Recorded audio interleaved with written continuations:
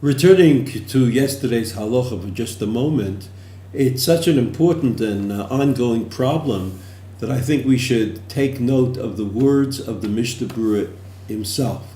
In Reish Yud, the Mishnah Berurah is Sifkat Aleph, towards the end of the comment. It's a long introductory comment, and he says this, Linyan Shtiyas Revi'is. He says, as far as this halacha is concerned, that you have to drink a revi'is in order to be chayav a Bracha Achrona, he says, what happens if a person drinks a little and stops, and then he starts over again?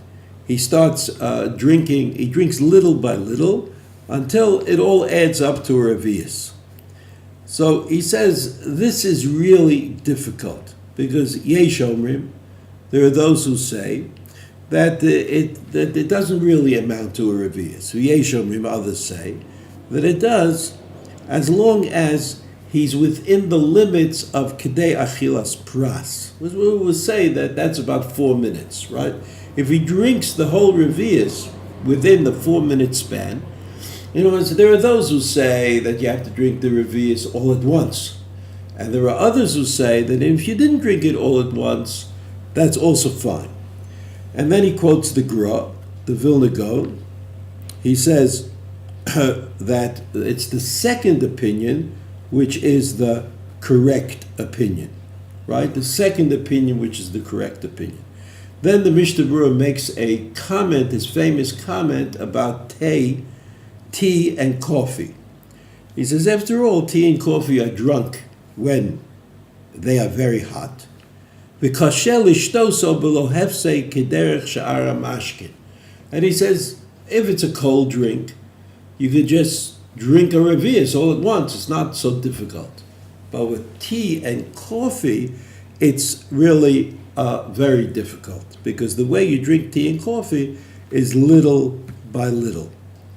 On this, there is a major difference of opinion if you have to say a Bracha Achrona according to opinion number one. Remember, opinion number one says that if you stop, you slurp a little and slurp a little more and a little more, that it doesn't combine into one revi'is.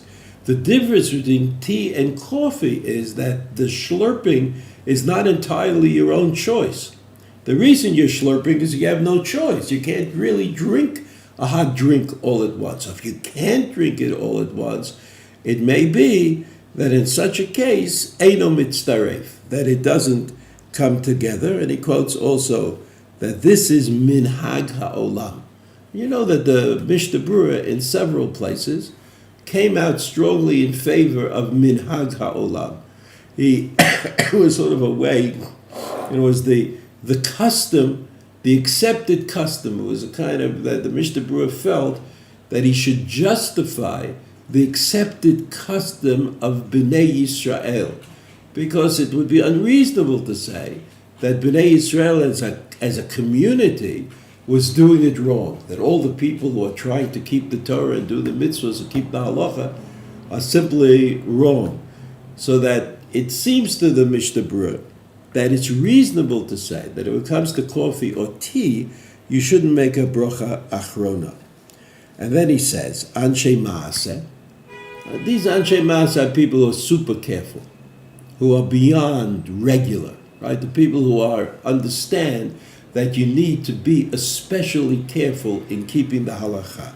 So he says, Anshe Maaseh, these kind of people, their minhag is that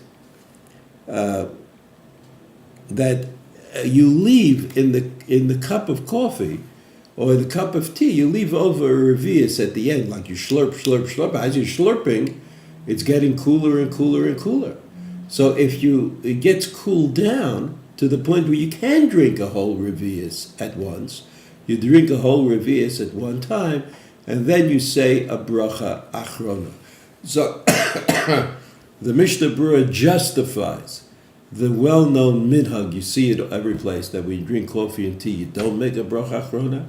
However, he points out that Anshe Maaseh, the Anshe Maaseh are people who don't want to be in a state of suffix about a bracha. They want to know for sure they have to make the bracha, so they leave over a coffee or tea in the glass that they're drinking, and at the end, when it's cool, they drink all of that coffee and tea that's left at one time, and then they have to make a Bracha Achrona Borei Nefashot.